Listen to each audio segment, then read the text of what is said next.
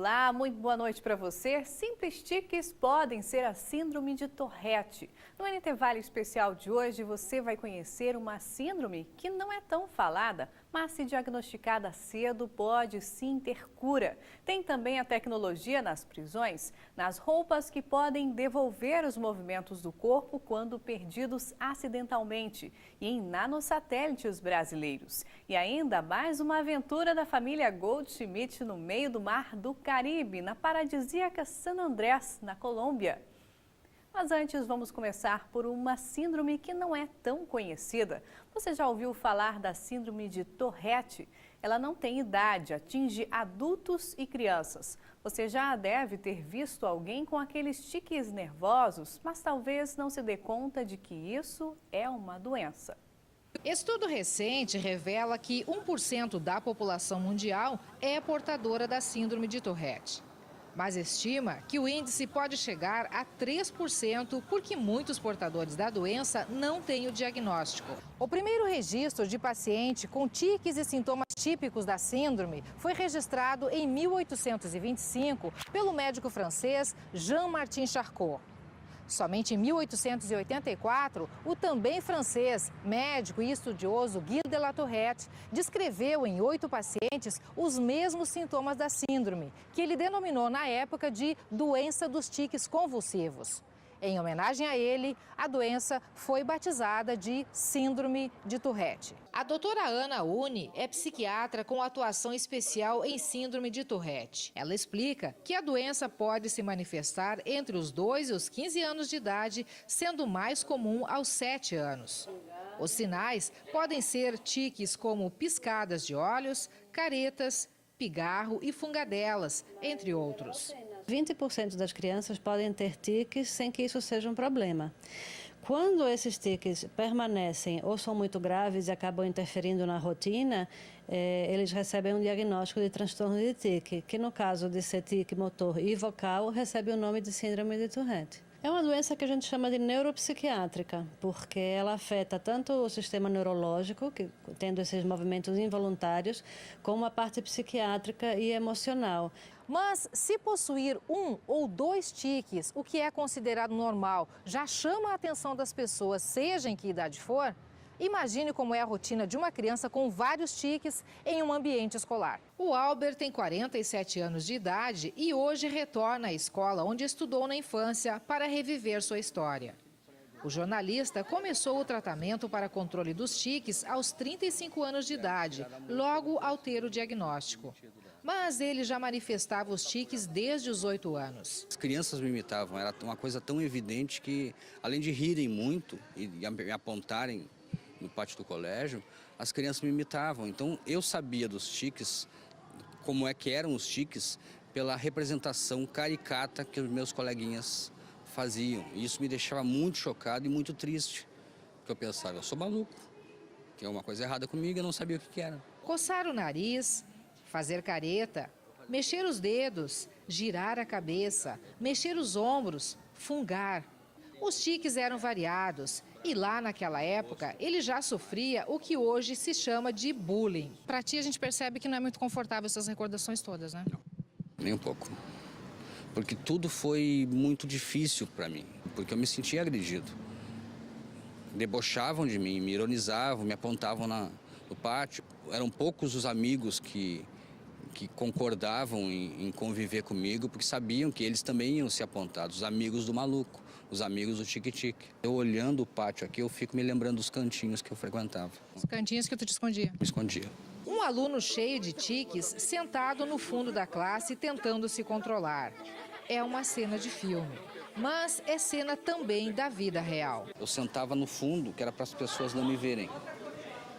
Aí, se eu sentasse no fundo, eu podia ter os tiques que eu quisesse, para todo mundo olhando para frente, ninguém olhava para mim. A impaciência de colegas e professores com um aluno que involuntariamente atrapalha a aula. Venha aqui, por favor. Também se repetiu com Albert, que conta que foi agredido por uma professora porque não conseguia se controlar. Aí ela chegou e me deu um cascudo na cabeça. Para com isso! Aí eu tomei um susto tão grande que fiquei meio que em estado de choque, porque a turma toda ficou chocada, né? Aí eu parei. E ela achou que eu tinha parado porque ela me deu um soco na cabeça. A família sempre o apoiou e protegeu, mas também não entendia que as ações e reações repetitivas que ele fazia eram involuntárias. E isso gerava muita repreensão. Para eles, os tiques também eram uma normalidade, era algo que não se compreendia. Eu também era muito reprimido, né? Repreendido dentro de casa. Eu fazia isso, fazia muito seguido isso. E imagina, durante o almoço, alguém irritava as pessoas. Me mandavam parar, eu não conseguia. Eu me levantava, no meio do almoço eu me levantava, saía. A Fernanda trabalha há 10 anos com alunos especiais e há 3 anos é diretora de uma escola APAE. Diariamente presta assistência e convive com dificuldades, limitações, preconceitos e com a dor dessas pessoas e das famílias. Ela conta que há 4 anos chegou em casa e encontrou o filho de 10 anos com um tique vocal incontrolável. Com o passar do tempo, foi uma sucessão de outros tiques. Ele piscava, estalava os dedos e repetia palavras. O diagnóstico definitivo de que é portador da síndrome de Tourette só veio há cerca de 5 meses. O problema existe, mas eu acho que ele não é o fim. Ele tem que ser o começo de uma nova realidade para nós. E eu espero que ele entenda isso e que esteja disposto também, né?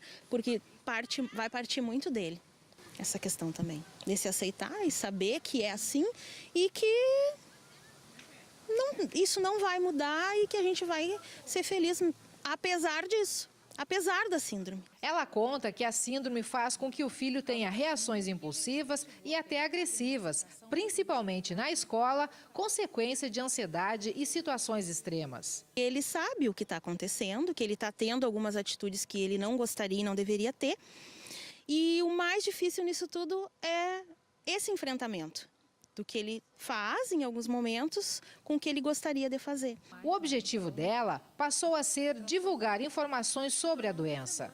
Levou o filme e livros à escola na expectativa de uma maior compreensão e aceitação do filho. Eu acho que no momento em que houver esse entendimento da síndrome, um maior conhecimento por parte das pessoas, isso vai favorecer muito, em todos os sentidos, todas as pessoas que sofrem disso. O dia que eu gravei com a Fernanda, ela comunicou-me que o filho não queria participar da reportagem e também não queria ser identificado. Então eu solicitei que ele me respondesse por escrito a uma pergunta. E hoje eu vim buscar essa resposta. O filho da Fernanda teve diagnóstico de síndrome de Tourette há apenas 4 meses. Daí eu perguntei a ele como ele se sente neste momento, já que tudo é muito novo na vida dele. E a resposta dele foi essa: só eu sei o preço deste novo recomeço. A doutora Ana explica que 1/3 dos portadores tem cura espontânea quando atinge a idade adulta. E a boa notícia é que há tratamento para os demais. Tem uma série de medicamentos que são utilizados e podem ter um benefício muito bom, de 60% a 80%, 90% de melhora. O ideal é que a pessoa consulte um médico que entenda do assunto para poder ver, no caso dele, qual é a melhor opção. Para se conseguir uma melhora dos tiques, pode-se levar de 2 a 3 semanas ou até meses, dependendo da gravidade e da resposta da pessoa ao medicamento. Ela destaca que há uma grande mobilização pela divulgação da doença para que o conhecimento leve as pessoas a buscarem diagnóstico e tratamento adequado. A ASTOC, que é a Associação dos Portadores de Tourette e os Familiares, ela faz grupos de apoio, ela orienta famílias, ela recebe as pessoas, explica o que é Tourette e faz grupos de apoio, em que os parentes se juntam e discutem conta das suas experiências. No filme e na vida real, Brandi Cohen, mesmo com a síndrome, realizou seu sonho e se tornou um professor de sucesso.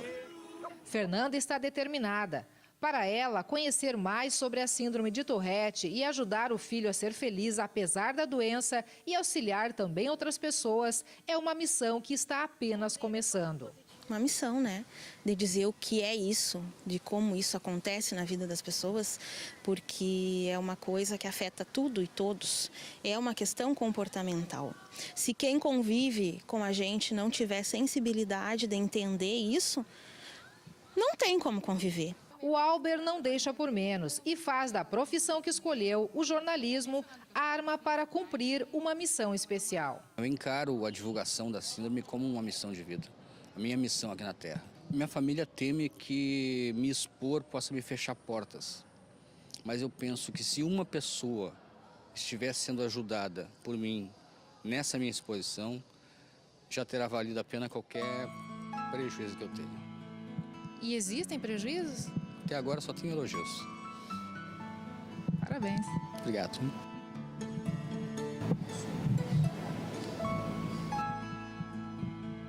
É um orgulho para mim falar, mas me emociona também. Porque eu vejo quanta gente está sofrendo sozinho. Eu só quero ser tratado como todo mundo. Pesquisadores israelenses encontraram uma maneira inovadora e não invasiva de diagnosticar o mal de Parkinson na fase inicial. Não existe um jeito clínico para diagnosticar a doença, mas os cientistas dizem que isso pode ser feito de uma maneira tão simples como escrever o próprio nome.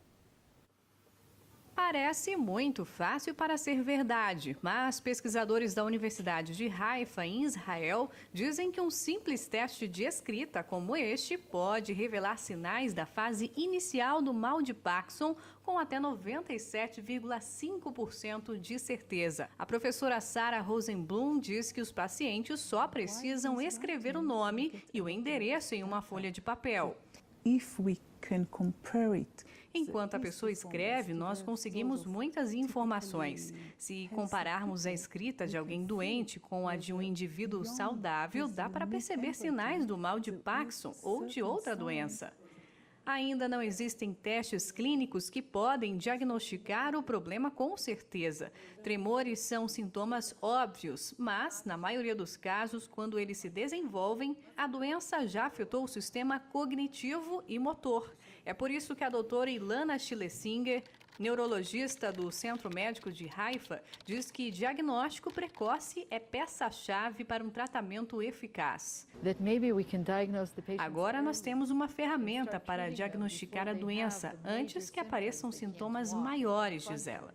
No estudo, metade dos participantes que estavam na fase inicial do Parkinson, mas sem sintomas óbvios, realizaram testes. Baseado no tempo que eles levaram para escrever e por meio de uma análise da escrita, um diagnóstico correto foi dado em todos os casos, menos um. Não existe cura para o mal de Parkinson, mas a doutora Sarah acredita que se a doença for descoberta na fase inicial, os sintomas podem ser tratados e controlados antes que eles afetem a qualidade de vida do paciente. E daqui a pouquinho você vai ver os lugares mais improváveis que a tecnologia é capaz de chegar, mas chegou. E tem também as aventuras da família Goldschmidt pelo mundo no quadro Viaje Comigo. Não saia daí, nós voltamos já já.